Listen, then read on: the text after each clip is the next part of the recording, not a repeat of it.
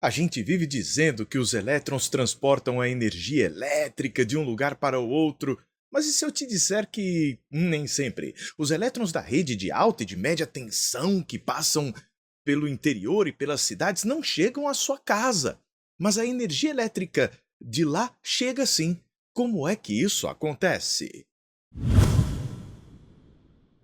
Primeiro, nesta situação você precisa saber que a corrente precisa ser do tipo alternada. Aqui no Brasil ela se alterna 60 vezes por segundo, também conhecida como corrente de 60 Hz. Outro aspecto fundamental para que você entenda o que eu quero dizer é a lei de Faraday-Lenz-Neumann, que diz o seguinte: se você tiver uma espira circular, uma lâmpada, por exemplo, e um ímã perto dela, parado, nada acontece. A lâmpada fica apagada. Mas se você conseguir movimentar este ímã, fazendo este ímã chacoalhar, as linhas de campo magnético vão variar aqui atravessando o interior desta espira circular, deste fio condutor. E na hora que isso acontece, acaba sendo induzida aqui uma corrente elétrica e com isso a lâmpada se acende. Então existe uma relação entre variações de campo magnético e o surgimento de correntes elétricas induzidas. E isso quem nos diz é a lei de Faraday-Lenz-Neumann. E é aqui que os elétrons lá da rede de alta e média tensão não vão chegar à sua casa, mas vão permitir que a energia elétrica chegue. Isso vai acontecer por meio do transformador de tensão, utilizando aquela lei que a gente acabou de ver, a lei de Lenz-Faraday-Neumann. Aqui nós temos um enrolamento de fio de cobre com várias voltas. E aqui um outro enrolamento, são separados. Não há contato entre estes dois enrolamentos de fios. Agora observe que neste aqui será aplicado nos terminais uma certa tensão, uma certa diferença de potencial. E quando isso acontece, passa uma corrente, mas esta tensão deve ser do tipo alternada e a corrente que vai acontecer também. Agora, por que razão? Na hora que passa corrente elétrica por uma bobina, no interior desta bobina é gerado um campo magnético. Então, cargas elétricas em movimento geram campo magnético. Este campo magnético vai ser transmitido ali para o outro lado através deste núcleo de ferro que a gente tem aqui. Olha como é que vai ficar. E olha que legal.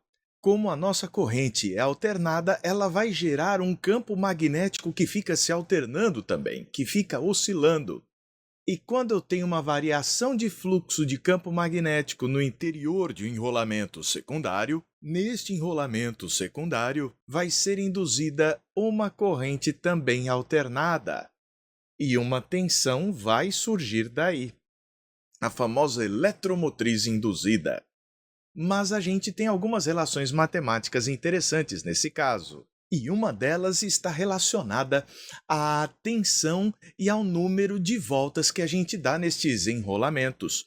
Quanto mais voltas forem dadas, maior vai ser a tensão obtida. Mas e a corrente?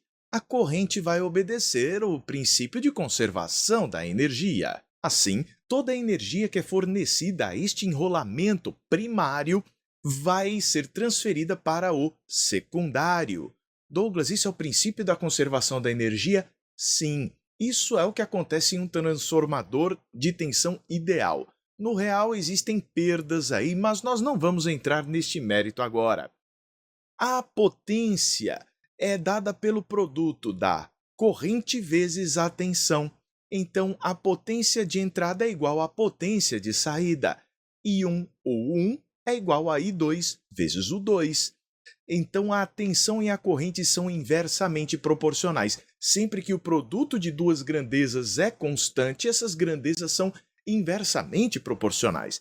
Isso quer dizer que, por exemplo, se você está numa tensão, numa rede de tensão de 220 volts, e tem uma corrente de 2 amperes, ao passar para uma rede de 110 volts, você vai diminuir a tensão e a corrente deverá aumentar na mesma proporção.